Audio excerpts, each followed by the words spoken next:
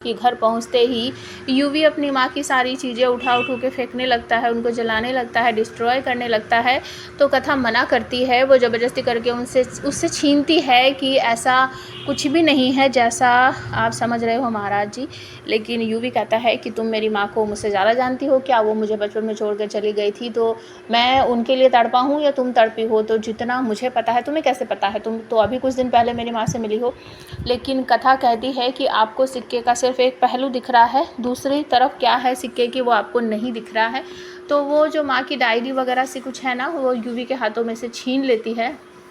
और यूवी कहता है कि तुम मेरे जैसे बिल्कुल भी नहीं हो और तुम भी उसके जैसी ही हो, जैसे वो मुझे छोड़कर चली गई थी ना, तुम भी एक दिन छोड़कर मुझे चली जाओगी।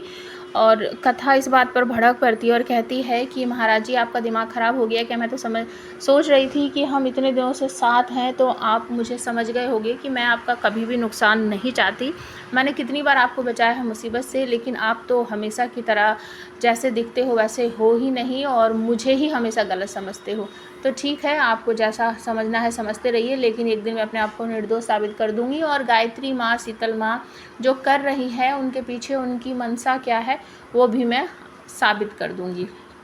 तभी अचानक से यूवी जो है वो नाराज़ होकर कमरे से बाहर चला जाता है और ये डिसीज़न लिया जाता है कि यूवी इंडिया छोड़ के सिंगापुर शिफ्ट हो जाएगा और वहीं रहेगा। ये बात कथा की बहन नैना को बताती है आकर कि यूवी जीजू यहाँ से जा रहे हैं और हमेशा के लिए जा रहे हैं। सबसे बड़ी बात यह है कि वो तुझे लेकर जाएंगे, छोड़कर जाएंगे, इस बारे में उससे कहती है। तो कथा कह देती है कि मुझे इस बारे में कुछ नहीं पता, मेरी कोई बात नहीं हुई है। सुबह मॉर्निंग में डाइनिंग टेबल पर जब सब लोग बैठकर नाश्ता कर रहे होते हैं तो चाची साथ जो है अंबिका, वो कहती है कि अगर तू कथा को साथ लेकर जा रहा है तो बहुत अच्छी बात है, अगर साथ लेकर नहीं जा रहा तो इसको छोड़ दे, डिवोर्स दे दे, अब तू वहाँ ये यहाँ क्या मतलब है इस तरीके से रहने का। कथा कुछ नहीं बोलती है, चुपचाप सुनती रहती है।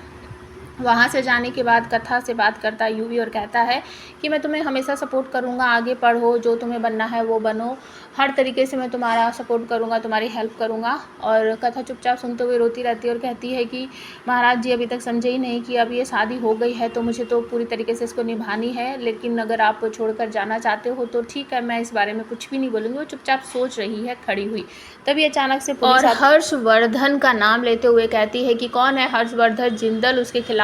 पुलिस कंप्लेन दर्ज हुई है कि डोमेस्टिक वायलेंस की। सब पूछते हैं किसने की है तो पुलिस इंस्पेक्टर बताता है कि कथा ने की है। कथा